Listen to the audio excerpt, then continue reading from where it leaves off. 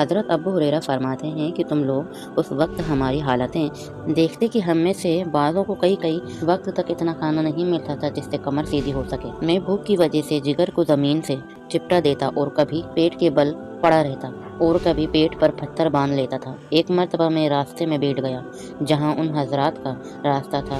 اول حضرات ابو بکر صدیق وہاں سے گزرے۔ میں نے ان سے بات کرنا شروع کر دی۔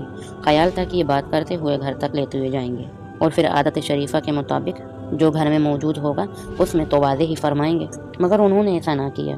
غالباً ذہن منتقل نہیں ہوا یا پھر اپنے گھر کا حال معلوم ہوگا کہ وہاں بھی کچھ نہیں ہے۔ اس کے بعد حضرت عمر تشریف لائے، ان کے ساتھ بھی یہی صورت پیش آئی۔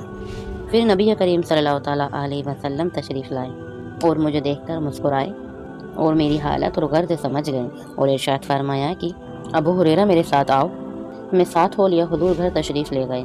میں ساتھ اندر حاضری کی اجازت لیتے ہوئے میں بھی اندر چلا گیا۔ گھر میں ایک پیالہ دودھ کا رکھا ہوا تھا جو خدمت اقصد میں پیش کیا گیا۔ دریافت فرمایا کہ یہاں سے آیا ہے۔ حضور نے فرمایا ابو ہریرہ جاؤ اول صفا کو پلا لاؤ۔ اول صفا اسلام کے مہمان شمار ہوتے تھے۔ یہ وہ لوگ تھے جن کے نہ گھر تھا، نہ در نہ ٹھکانہ تھا، نہ کھانے کا کوئی مستقل انتظام۔ حضور نے پلانے کا حکم دیا۔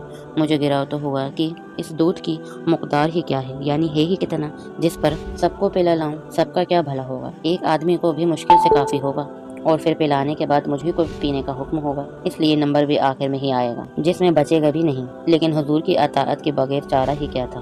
میں گیا اور سب کو پلا لایا۔ حضور نے ارشاد فرمایا کہ لے ان کو بھی پلا لا۔ میں ایک شخص کو پلا لایا، ہر شخص خوب سیر ہو کر پیتا اور پیالہ مجھے واپس دے دیتا۔ اسی طرح سب کو پلایا اور سب سیر ہو گئے تو حضور نے پیالہ دست مبارک میں لے کر مجھے دیکھا اور فرمایا کہ بس اب تو اور میں باقی ہیں۔ میں نے عرض کیا کہ بے شک۔ فرمایا کہ لے اب پی۔ میں نے پیا۔ پھر ارشاد فرمایا کہ اور پی۔ میں نے اور پیا۔